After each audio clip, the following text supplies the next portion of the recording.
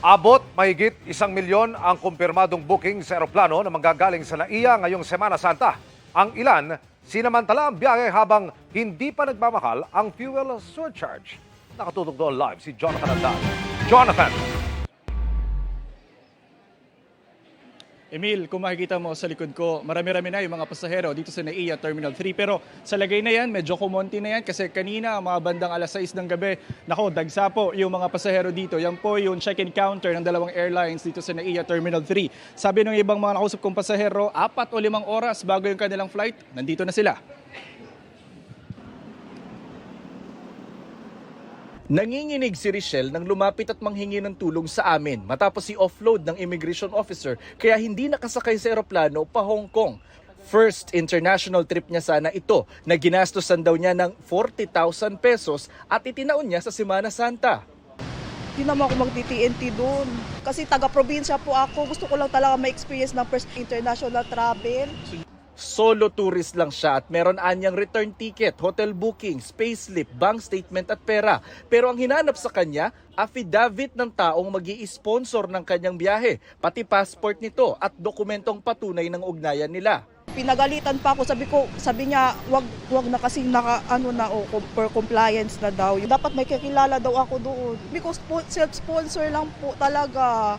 Hindi na po talaga pwede magpaliwanag kasi hindi naman sila, kasi isang tanong, isang sagot lang talaga sa kanila, sir. Hindi umubra ang paglapit niya sa satellite office ng Bureau of Immigration na pinayuhan si Richelle na lumapit sa kanilang central office sa Intramuros sa Maynila. Useless na lang kukuha ng passport. Gusto ko kasi talaga ireklamo, sir. Ang pamilyang ito naman na biyaheng Palawan nag-book sa iisang flight pero nitong Huwebes, inabisuhan silang hiwa-hiwalay na sa 3 magkakaibang flight. Hassle po. Okay lang sana kung sanay sila. First time nilang 5 eh. So sila pa mauna? Sila pang mauuna. Kaya sacrifice po kami na dito na lang kami matutulog gawa nung walang mag-a-assist sa kanila. Ito ang nagiging pangalawang problema. Silang mauuna, saan sila mag-i-stay? Sabado pa marami ang pasahero sa NAIA pero ayon sa Manila International Airport Authority, talagang tumaas na ang average na bilang ng pasahero rito kada araw kumpara noong nakaraang taon. Gayunman, tiyak na nga abot sa 1.3 million ang pasaherong may confirmed booking para sa buong Holy Week ngayong taon. Kahit pa nga may state of national energy emergency, marami ang tuloy ang mga biyahe lalo't bihira ang panahon para mapahinga sa trabaho. Siyempre medyo nagdadalawang isip nga because of the situation. Pero kasi with God's help naman, I'm sure hindi kami pababayaan. Look forward mong gawin sa Yung sasakay ka sa bangka tapos babitawan mo yung lantern doon. hindi ba may wish yata yun? Yeah. Ano i-wish mo? Matapos na tong crisis na to. May ibang pasahero, kabibili lang yung ticket nila the day before.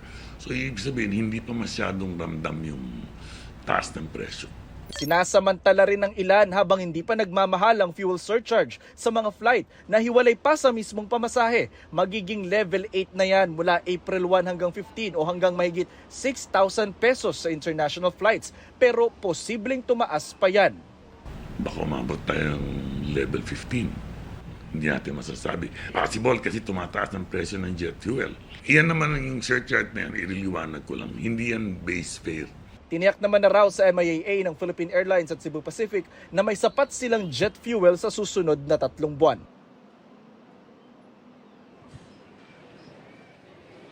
Emil, kakaanunsyo lang ng Philippine Airlines, sinuspindi muna nila yung kanilang mga biyahe between Manila at Riyadh hanggang sa April 8 dahil pa rin po yan sa gera sa Middle East. Pinapayuhan po nila yung kanilang mga apektadong pasahero na pwede raw mag-avail ng libreng rebooking o di kaya refund.